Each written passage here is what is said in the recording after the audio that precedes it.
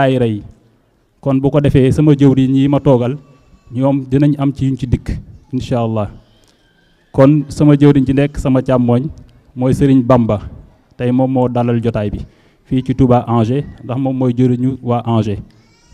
yenn liggéey bi nekk borom Pastef di ñaan yàlla na saa borom dëgëral yéeneem ci sëriñ bi ba mu mën koo mottali def ko ni ko sëriñ bi bëggee yàlla na ko suñu borom defal. ci sama ndeyjoor ñi ngi wax suñu jëwriñ ñi koy wax jëwriñu jëwriñ yi donc moom mooy jëwriñ Baye Assane mu jiite waa Touba Brest waaye tamit jiite daanaka mbooloo mi fi teew yëpp ndax ku ci nekk sa jëwriñ mooy jëwriñam. keneen ki ci topp moom la ñuy wax Seydina Ousmane Ndong waaw moom nag mu bokk ci liggéey ci culte bi ci kuréel gi ca Touba ren moom tamit di ko ñaanal saa borom yàlla na sàmm baat bi bu baax a baax ba mu yeggali yéeneem ci sëriñ bi ci wet googu. kon bu ko defee xam naa dañuy daal di jox rek suñu jëwriñ sëñ Bamba bu defee am kàddu yu mu yëkkati incha allah waaye balaa boobu damay jox suñu Baye Assane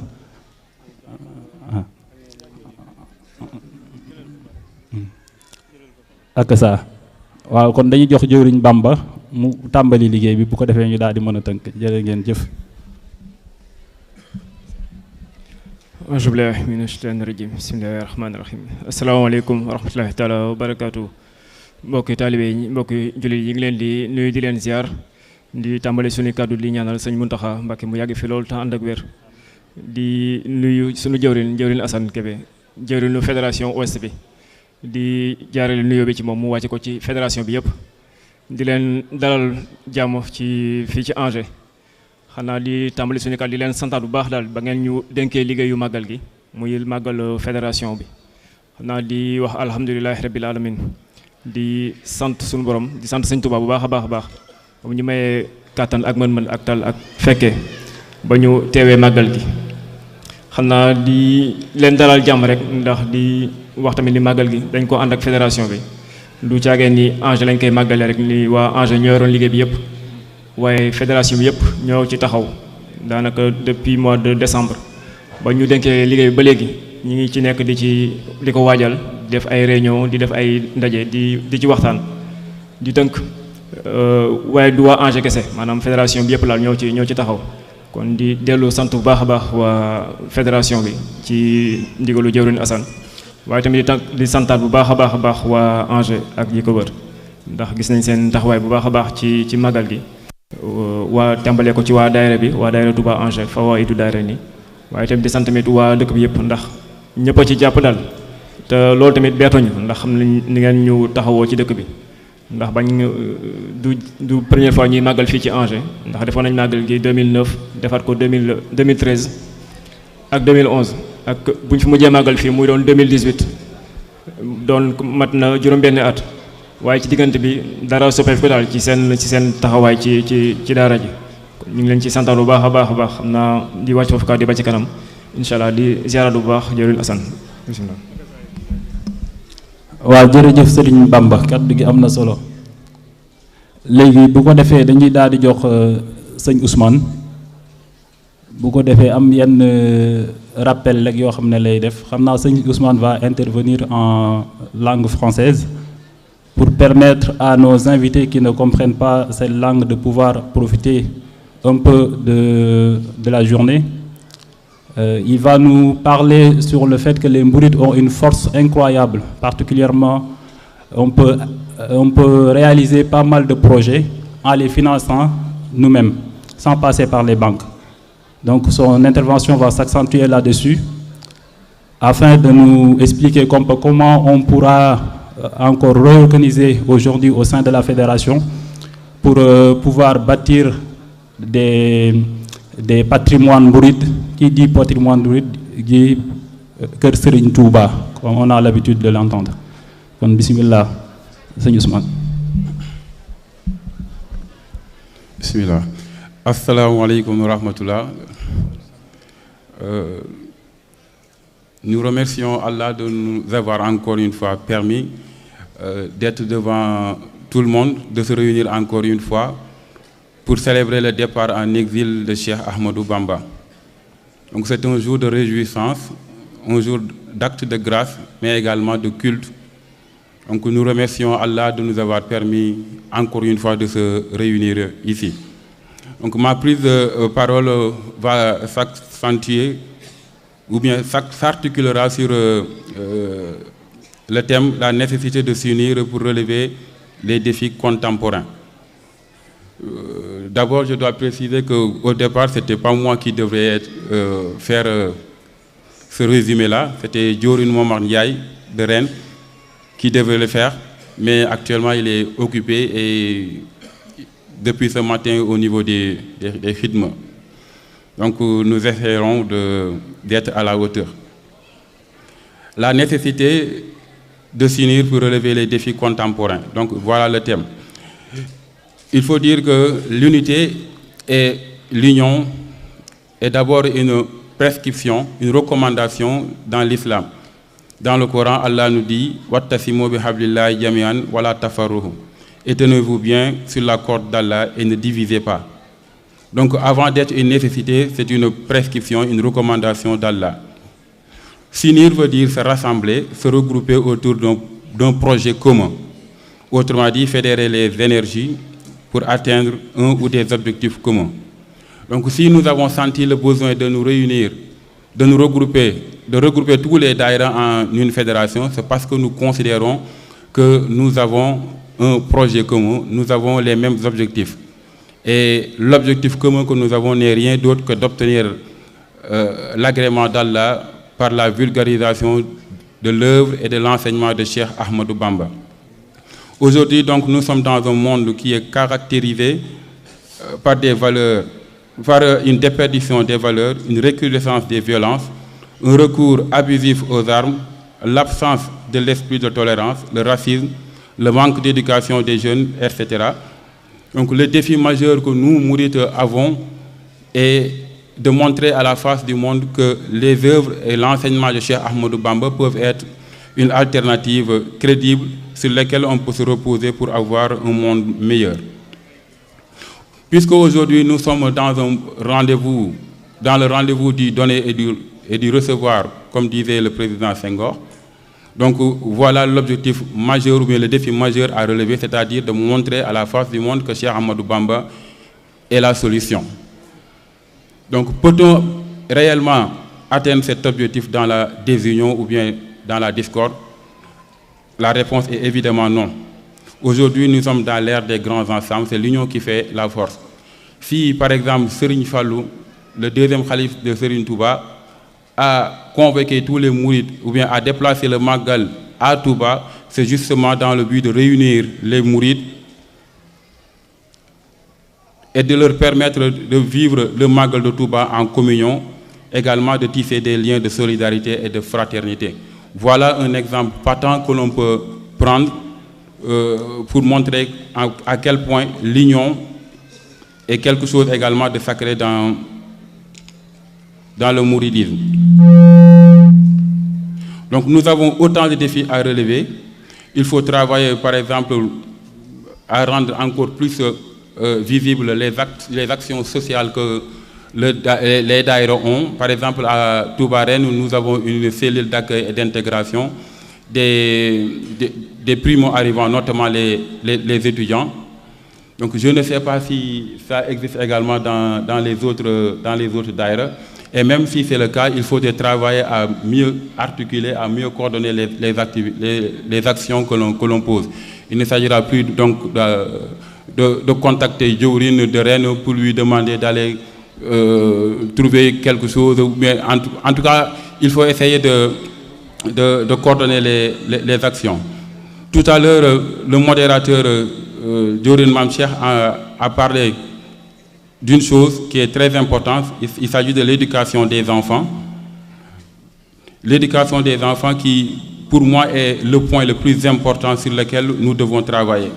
Nous devons éduquer nos enfants de telle sorte qu'ils soient des modèles à l'école, par exemple, dans la rue, dans le travail et partout où ils iront. Pour cela, nous devons tous travailler main dans la main pour la réalisation des cœurs Serigne Touba, par exemple. Tout à l'heure, on a vu que les enfants ont fait une prestation, mais on pouvait avoir mieux que cela si on avait des Kër Serigne Touba. À Rennes, par exemple, parce que je prends toujours exemple sur Rennes parce que je suis de Rennes, nous avons 1 heure de temps consacrée pour l'éducation des enfants, l'éducation du Coran, 1 heure de temps par semaine. Ça ne suffit pas du tout. Mais malgré ce temps qui n'est pas du tout énorme, on réussit quand même à avoir des résultats. Donc l'objectif pour tous les daïras est toujours donc de travailler sur cela et d'essayer d'avoir des Kër Serigne Touba partout dans l'Ouest. On en a déjà à Nantes, mais l'objectif ce n'est pas de se limiter à Nantes, mais de faire de telle sorte qu'on puisse avoir des Kër Serigne Touba à Rennes, à Lorient, à Saint-Nazaire, à Angers et partout dans les autres villes de la fédération. Un autre aspect à ne pas oublier, c'est l'inclusion des autres communautés. Il ne s'agit plus de rester uniquement entre nous en ne parlant que le Wolof. Par exemple, depuis ce matin, nous sommes là et certainement il y a d'autres gens qui viennent d'ailleurs, qui sont là, qui ne comprennent pas le Wolof, qui ne sont pas sénégalais, mais qui ne peuvent pas du tout profiter de la cérémonie. Peut-être même qu'ils ne connaissent même pas le sens même du Magal. Tout à l'heure, il y a une personne qui a fait une intervention, et c'était très important en Wolof, mais normalement, on devrait automatiquement faire un autre résumé en français, parce que les autres communautés également sont concernées. Le message de Serigne Touba est universel, s'adresse à tout le monde, sans distinction d'origine, de culte, de culture ou bien de race. Donc c'est quelque chose de très important à également tenir en compte. Donc nous avons vraiment beaucoup de défis à relever. Le temps ne nous permet pas de développer le sujet en profondeur, mais le plus important c'est de poser le débat et également d'ouvrir des perspectives pour que l'on puisse, main dans la main, aboutir à nos objectifs. Assalamu alaikum wa rahmatullah.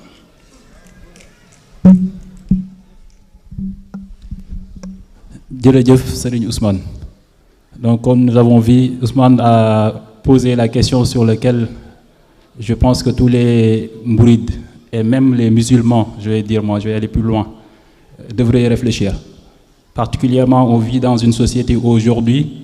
l'immigration est un peu bannie, mais aussi la pratique religieuse est quasiment interdite. Donc je pense que je ne vais pas m'attarder beaucoup sur la question, mais en chacun de nous doit nous questionner comment pouvons-nous sauvegarder notre culte. Comment pouvons-nous le sauvegarder? xam naa bu ma ko defee damay daal di jox sëñ Bamba bi nga xam ne dafa war a dikk ci ay kàddu rek ci li nga xamante ni daanaka bokk na ci li ñu war a mën a muccal ci dëkk bi muy kër sëñ Touba yi nga xam ne tàmbali lañu cee liggéey léegi mu toll ci ay at te moom suñu borom dafa dogal ne moom lañu dénk liggéey boobu bu ko defee mu wax ñu liggéey bi fu mu toll ak li nga xam ne moo ngi ñuy xaar ci at yi di ñëw incha allah.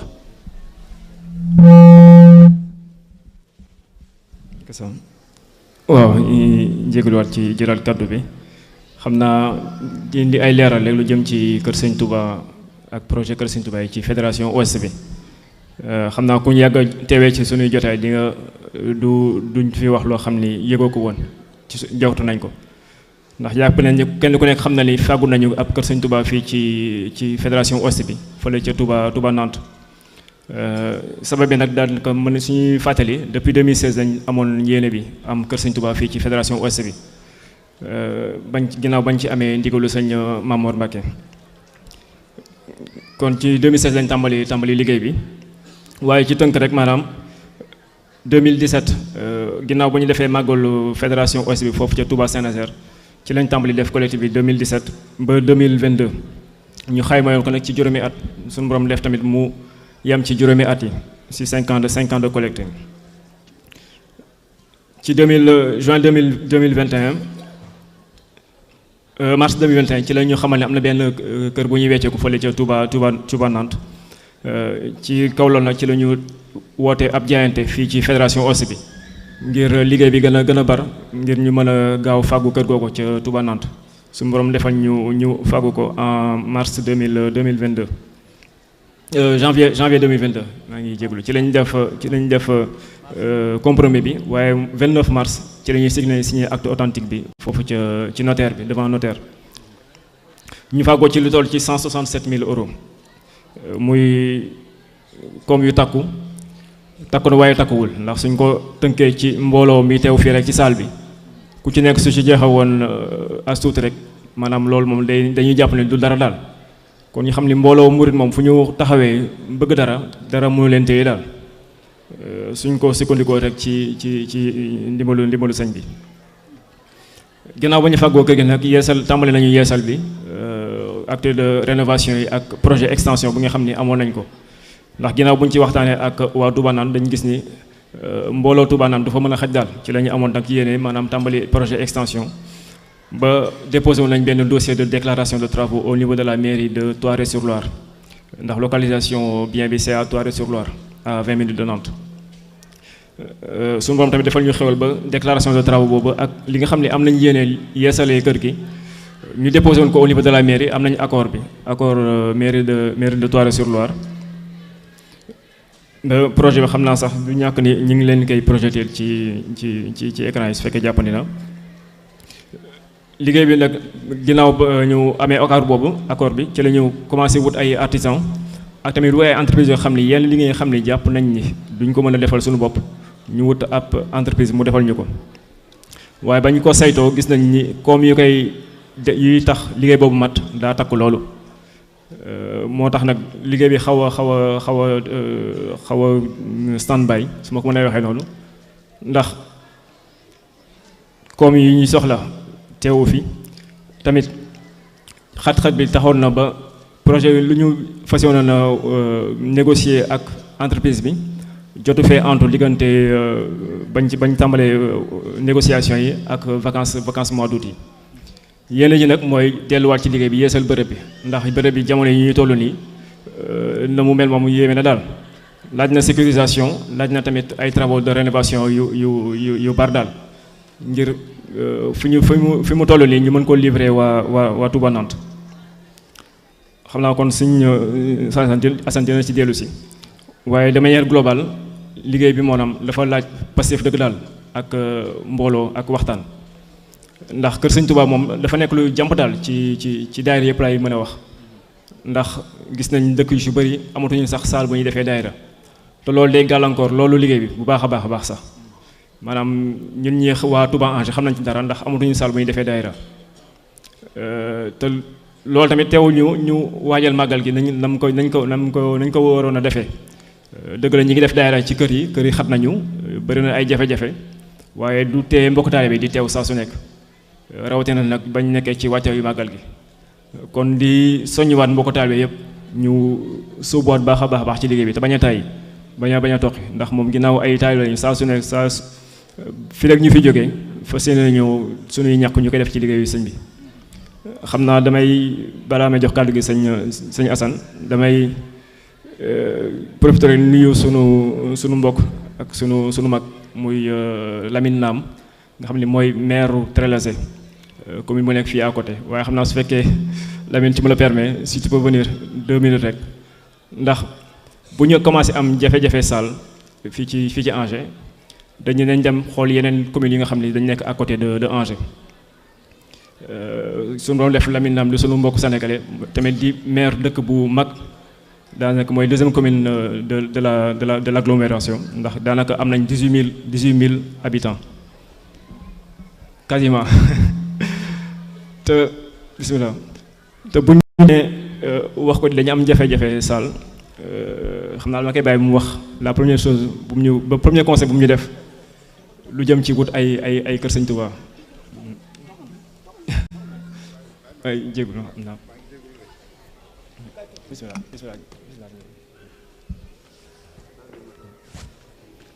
xam naa ngir firnde rek maanaam li tax ñu war a am suñu mbiru bopp daal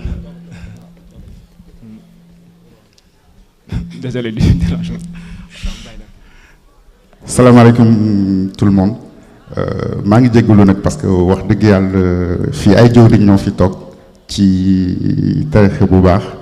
donc je me sens même un peu de trop mais voilà comme que Bamba moo ko laaj wax dëgg yàlla jëwriñ Bamba sama xarit la te muy nit ku baax di def lu bëri lu baax ci dëkk bi je me suis dit bon allez sors de ça et puis viens ñëwal nuyu say mbokk parce que ay mbokk fi nekk. C'est vrai que voilà yàlla def na ni daal maa ngi sant yàlla bu baax nekk naa maire bu Trélazé man Sénégal laa juddoo fa laa màggee dama ñëw jàng si fii nekk étudiant voilà ku nekk ak destinéem quoi dañuy sant yàlla rek alhamdulilah léegi lépp lu may def daal mooy que suñu communauté fière nga xam ne kenn du ñu mën waxal lu bon faire de toute sorte que suba suñuy wax suñu communauté sénégalaise en tout cas sur Angers ñu mun wax ne que ñun ay nit yu baax lañu entre guillemets te lu baax rek la ñuy def ci dëkk bi dañu war a nekk référence te li may gis tey fii nii ci à Loire-Othion je trouve ni que c'est une belle dynamique parce que ça prouve ni que lépp lu conscience su dëkk bi am c'est la notion de vivre un culte xam nga rek dafa am def nii dañuy wane ni que culte en tout cas ñun nu ñu koy dundee seen si tarixa Sëñ Touba fraternité la d'abord et la fraternité elle est importante la preuve ni que qui ouvre France, c'est liberté, égalité, fraternité. Et comme je dis toujours, la liberté, c'est un droit, l'égalité, c'est aussi un droit, mais la fraternité, ça se cultive. Du lu neen quoi. Fraternité, dañ koy togg, dañuy def de telle sorte que ñun ñëpp ñu mën nekk ànd nekk benn. Et le fait de créer cette initiative-là dans le Grand Ouest, ñu mën am un instant yi nii, franchement man, je vous félicite. Wax dëgg yàlla et je suis très fier d'être dans la communauté pour pouvoir être instant bi fii quoi du mu ci yokk dara nag parce que xam naa ni que voilà mais vraiment merci beaucoup et bravo et xamal ni que man comme nu gars yi feeree ci man noonu laa feeree ci yéen instant bi nii jërëjëf merci beaucoup. jërëjëf grand merci beaucoup. xam naa kon ñu jox kàddu gi jëwriñ Assane.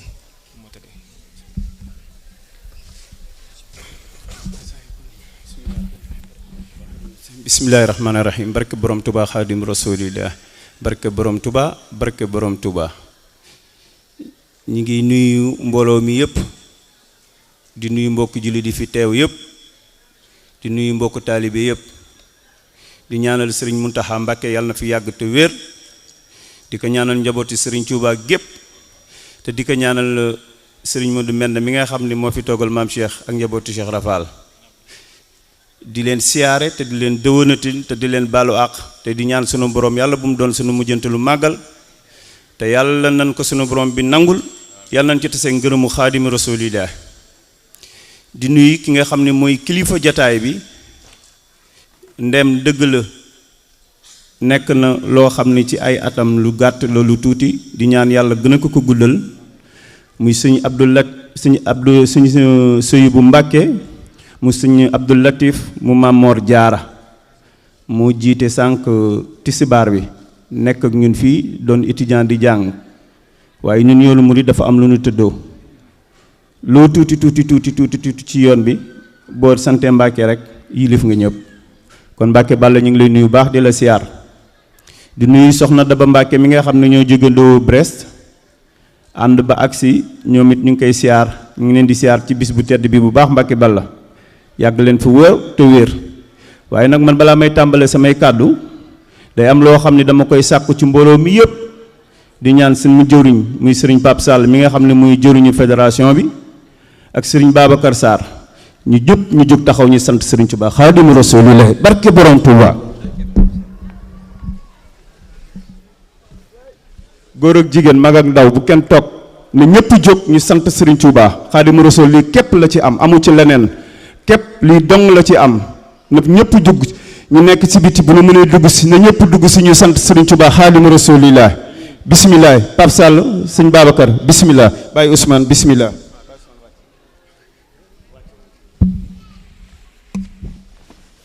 bismillah jërëjëf Serigne Touba jërëjëf Serigne Touba jërëjëf Serigne Touba jërëjëf Serigne Touba jërëjëf Serigne Touba jërëjëf Serigne Touba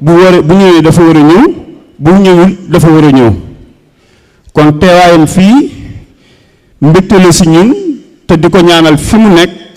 yàlla na fa am jàmm yàlla na fa sunu borom aaral boppam yàlla boo fa gis dara looy ragal yàlla na sa ndam di gën a yokk barke màggal gi barke xaadim rasulillah di nuyu waa ANGE yi nga xam ni ba léegi bi ñu xamee ni ñooy dalal màggal gi seen ay nelaw gàtt na seen ay soxla gàtt na seen lépp rek ñu ngi ko teg pour dalal màggal gi ndax lii fi nekk ci mbooloo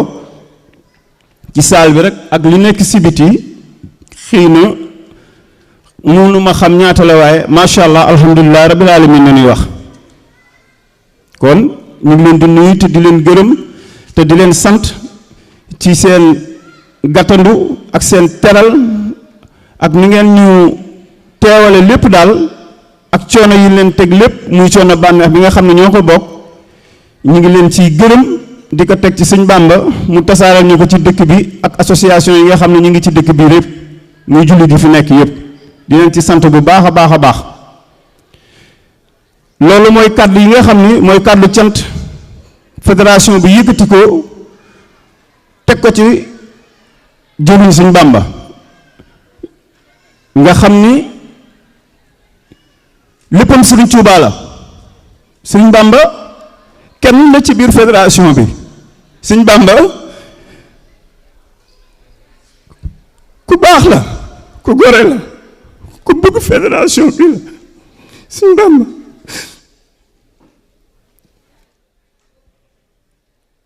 murit saadix la man soo murit wóoruma waaye man xam naa ne moom murit saadix la sëñ Bàmba murit dëgg ngi nii ñun ñëpp ñoom ñëpp ay murit lañu waaye sëñ Bàmba murit saadix la ndax sa waajur wàcc liggéey tey la def 15 jours bi ñu ko jencee nga dem Sénégal bàyyi fa lépp ñëwaat ngir taxaw liggéeyu sëñ Tuubaa fii kooku murit nga te ñëpp xam na nu murit la ndax liggéeyam ci biir fédération bi ñëpp ko ràññee dëgg la maay jëriñ ñëpp te lu ma wax ñëpp def ko ndax sëñ Tuubaa ma teg seen kanam du man duma ci dara ndax ku ma xam fu mu jóge ak fu ma agsi fii xam ne duma ci dara sëñ Tuubaa képp la ma ko ci sant bu baax di ko ci sant bu baax walaay sa waaye sëñ Bàmba moo gore moo baax moo yaru te muy murit saadix a ngi nii mën naa giñ ci barke borom Tuubaa ak màggal gi murit saadix a ngi nii toog man sama bos dara reeru ma ci waaye moom ñu murit saadix a ngi nii kon Njaay ñu ngi lay ñaanal nga gudd fan lool yàlla nga sut sa waajur fan te yàlla nga dund ba sa ay njaboot taxawu la ak ñi fi nekk ci fédération bi yëpp fàttewuñu kenn ak murit yëpp rek leneen li ci topp mooy liggéey yi nga xam ni dafa nekk suñu kanam ñu bokk ko ñun ñi ñëpp te ñun ci gis néew lool buñ ko waxee buñ ko waxul yëpp bu ñuy jóg ñu sant sëñ Tuubaa fel ñëpp a jóg bu ñuy wax sëñ Tuubaa ku ne danaan dama ko bëgg ku ne danaan dafa bëgg sëñ Tuubaa waaye li nga bëgg ci sëñ Tuubaa ana lan nga defal sëñ Tuubaa fii ñu fi nekk ci ay ndongo muy ay étudiants ak ñi nga xam ne duñu ay étudiants jàpp ci fédération bi nekk ci liggéey fédération bi ay jàmbaar lan lool ndax góorgóorlu nu ba am këru sëñ Tuubaa fii te kenn dimbali leen ci France bi ku dul ñoom ñu nekk ci ouest bi képp ci 6 mois jaayante nañu ba am 110 000 euros dolli ci fekk ci 60 000 euros ñu jënd ko këru sëñ Tuubaa muy Touba Nantes ñu signé kër gi fii ANGE bii ci ndigalu sëñ Mbàkke sëñ Umar Kan mu dox lépp ba lépp antu ñu ñëw signé ko fii waaye tey jii murid yi ana murid ouest bi murid boo xam ne di nga toog at mi yëpp benn yoon nga ñëw ci màggal gi daara doo fa jaar doo joxe adiya te ku la laaj adiya bu la woowatee nga doo ko wuyu ñi leen di woo gënu ñu leen murid yi laay waxal nag sama kàddu ci murid yi képp laa ko jëme bu fekkee ni Sëñ Tuubaa ngeen di yaakaar adduna ak àllaaxira wuyu leen ñu leen di woo téléphone ñu leen di laaj aadiya ki ay barkeelu guru leen gore ay gor nanu da leen yónni képp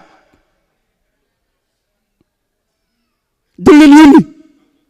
te li leen di yónni képp na ñuy def te lu jëm ci Sëriñ Tuubaa ku la ci laaj ku ne amel nga ko njukkal dimbale na la jàppale na la ndax yëkkati sa dërëm wala sa 1 euro sa 10 euro yaa xam lu mu doon ngeen ko def naa ko ci liggéeyu Sëñ Tuubaa kooku bu ëllëgee yow ak Sëñ Tuubaa la du yow ak Ousmane wala Sëñ Lamine wala Sëñ Bamba kon ana murid yi ana murid fédération ouest bi laay wax ana ñu saa su dee suñu wootee duñu wuyu nan waxante dëgg duñu wuyu ñi fi nekk rek ñoo fi nekk tey liggéey bi tekka ci kaw rek duñu ne lott nañu ndax liggéey Sëñ Tuubaa ñun duñ ci lott dañ ciy deewaay duñ ci lott kon wuyu leen ñi ñëw seen kër yi wala ñu leen di woo wala message yi ngeen di jot ñu koy def ay gor yu set wecc nanu ay gor yu set wecc nanu dañoo bëgg sëñ bi rek xiir ci sëñ bi rek bëgg liggéey bi avant dem ci kanam ndaxte bu ñu xoolee tey jii réew mii ñu nekk xam nañu saa su dee ñu ngi xeex li nga xam ne mooy suñu diine ñu ngi xeex saal yi nga xam ne tey jii ñu ngi ko daan aale ñu ngi koy nangu fi ñu daan toog di fa daayira di fa waxtaane Sëriñ Tuubaa di fa jàngi xasida ak alxuraan di fa jullee ñu ngi koy nangu problème bu nekk Angers moo nekk Brest xëy na ëllëg mooy nekk feneen ak feneen te mënuñu def lenn lu dul wecce ko ay kërub Sëñ Tuubaa te kërub Sëñ Tuubaa yooyu du nasaraan si ñoo ñu jox xaalis bi ci ñun si yéen nañ ko mën a jële koo xam ne dafa yaakaar Sëriñ Tuubaa te bëgg ko kon bu ñuy woote nan ñu wuyu fëgg nañu bunt yi ba sonn tëj leen bunt yi fukki euro wala 20 euro wala 40 euro bi ngay joxe benn yoon ci at bi yàqalu la dara keesu solidarité bi nag fu lay wàcce woote nañu ba sonn wax nañu ba sonn ku fi wàcc liggéey képp li la ci wax tegal la ko nga bokk ci ñu yóbbu ku fi wàccul liggéey aussi boo ci bokkul it dañuy jàpp ne rek wax dëgg yàlla xëy na daanu mën a dajale lu nu mën a am jàppale say mbokk waaye xëy na bokkoo ca kees ga mais bokk ci kees gi nag nga xam ni defoo ci sax 10 ans boo ci doon cotiser mënoo yóbbu sa bopp wala 10 ans boo ci doon cotiser mënoo def 5 000 euros mënut a nekk parce que bu ma juumee bu fekkee ni boo amee 30 ans 30 euros na la laaj su ma juumul nga calculer que par ba 10 ans yi ñaata la gis nañ fi ku fi bokk benn yoon la ci tàbbi wàcc liggéey ñu yóbbu ko te 80 euros képp la ci def ak soxnaam ñu yóbbu ko ci 4800 euros kon gars yi li ñu taxawal ni du caaxaan bokk leen ci yéen a ngi fay seen portable yi ay 30 euros gars yaa ngi luwe di abonné ay Bini Sport ak yeneen yoo xam ni chaque fin du mois da nga koy fay par force parce que boo ko fay loo seetaan championnat te championnat bi yóbbul kenn àjjana de dóori bal yóbbul kenn àjjana fii lay am kon góorgóorlu leen ci nanu waajal suñu bopp waajal suñuy njaboot mënuñu nekk ci dëkk bi te yaakaar ni mënuñu fee wàcce liggéey mënut a nekk fii dañ fi nekk mais saa su ne mën nañ fee wàcc liggéey dikkatulu Sénégal ñëpp ci yem man ak sama morom ak keneen ku mu mënoon ku ci nekk teraangal nga topp ba agsi fii boo fa topp ak teraanga ba agsi fii sa bakkan bi moomoo ko tubaab bi du ñoom ñoo lay wax kañ ngay dee kañ nga dul dee te boo dee du ñoom ñoo lay taxaw ñun ñu fi nekk ñoo mën a taxaw suñu bopp nu ñu dimbalante te waxante dëgg te yàlla tax ay nit bu ñu ànd dañu waxante dëgg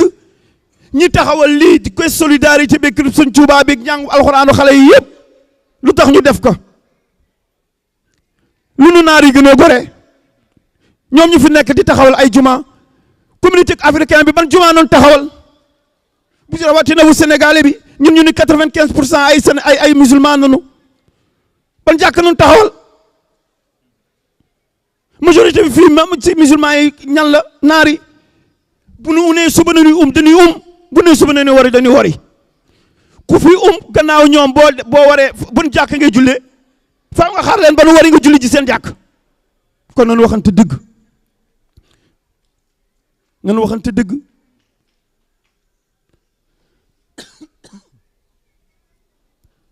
bi ci topp maa ngi tub bu baax mooy woote la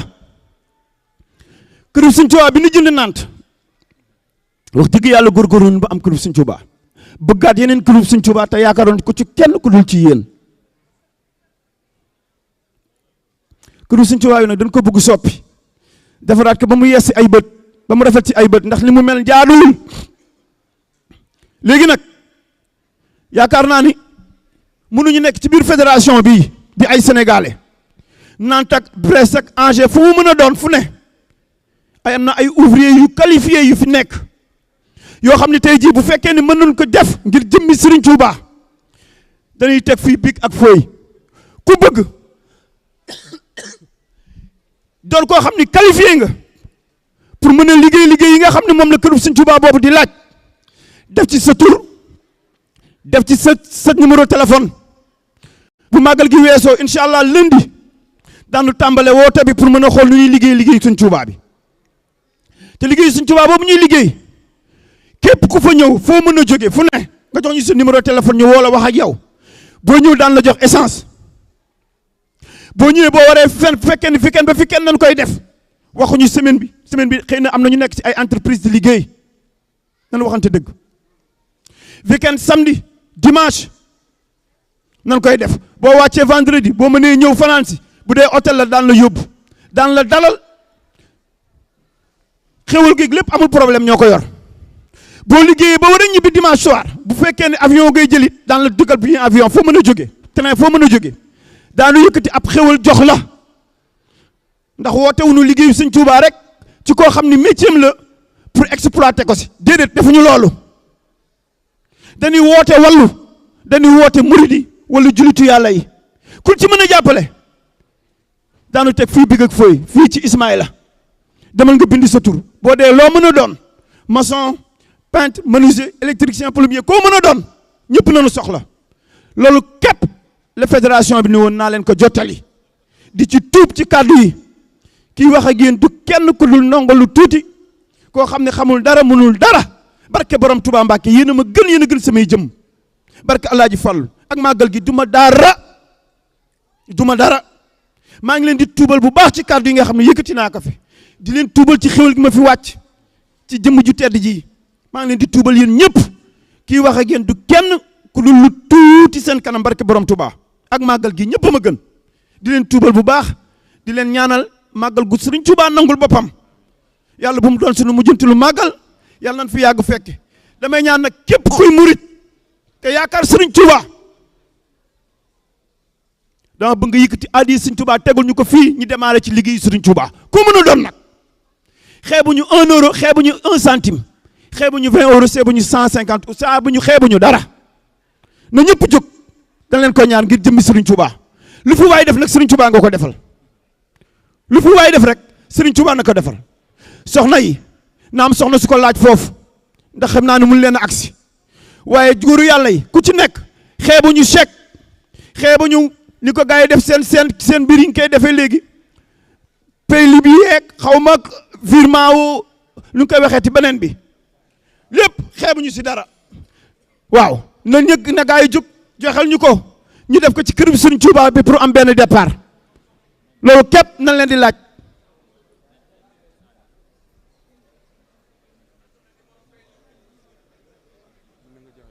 waaw numéro payli bi mën nga ñu ko officiel salle bi lu mu toll ak ñu nekk si biti ñëpp laaj la ñu nekk si biti ñëpp salle bi ku ci nekk boo joxoon 20 euros rek liggéey Sëñ Tuubaa bi mat ba mu des ba nu wutiwaat beneen këru Sëñ Tuubaa kon nag bisimilah Fall maa ngi tuub bu baax di leen jégalu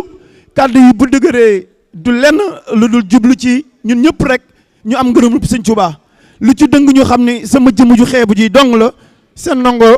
Assane Kébé moo doon wax ak yéen jërë ngeen jëf.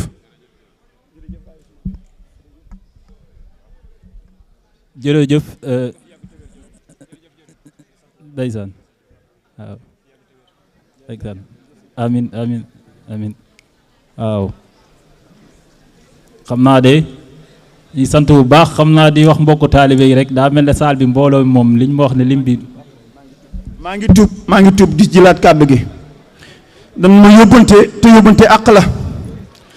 ndax ki ma yóbbante bi ma gisee Pape Sall la sama xel mi dem ci moom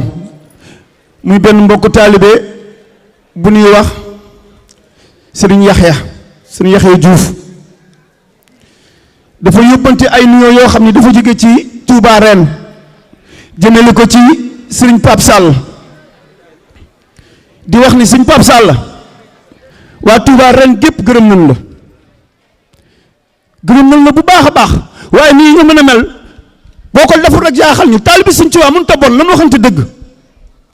nii képp nga mën a mel moom laa ko wax suñu mbokku tijaan yi ñoom ñëpp gërëm nañ la da nga baax nit ki nag bu baaxee lu baax rek lay def nekk naa foo xam ne sore naa lool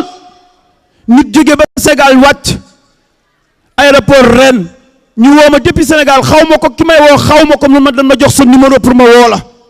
dama am bokk taalibe boo xam ni dama ko xam te mi ngi Touba ren nekk ci aéroport bi xamu fa kenn te tey ji la soogay wàcc amul fu mu dem man ko loolu du dara dama yëkkati sama portable woo Pape Sall ni ko Pape am na benn mbokk taalibe bu nekk xaw ma ko sax kon nga xam ne mi ngi aéroport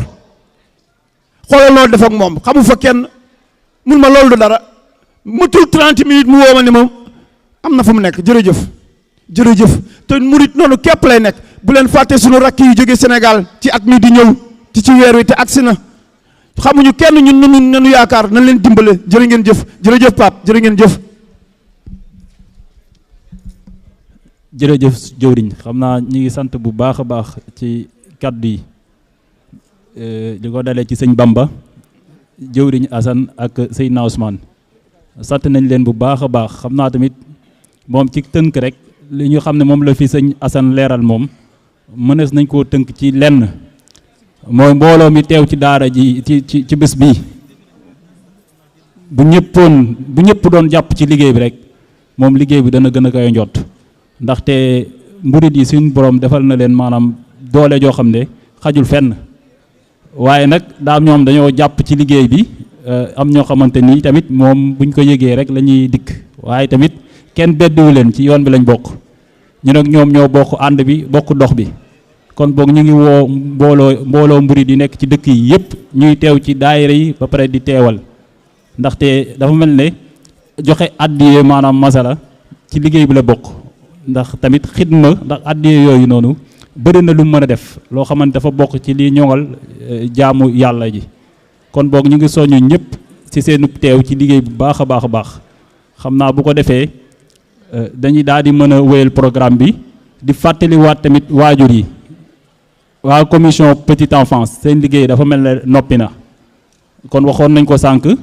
yuñ mënee génn dem jëli seen tut tànk yi indi leen ci saal bi teg leen ci seen wet ndax dañ koy faral di wax saa su nekk ci liggéey bi lañ bokk sëñ Maam Mor Mbàkke soññ nañ ci nañu xale yi saal bi ñu nekkee di daw ak di perturber yëpp dafa bokk ci liggéey bi ndax loolu day def ay jeexantal ci ñoom kon boog nañ dem jëli leen dugal leen ci saal bi ndax ñi ngi ci biti te kenn gardeetu leen waaw xam naa kon bu ko defee dañuy jox waa kuréel 1 Touba ren ñu presté bu ñu noppee daal di dikk ci waxtaan bi incha allah jërë ngeen jëf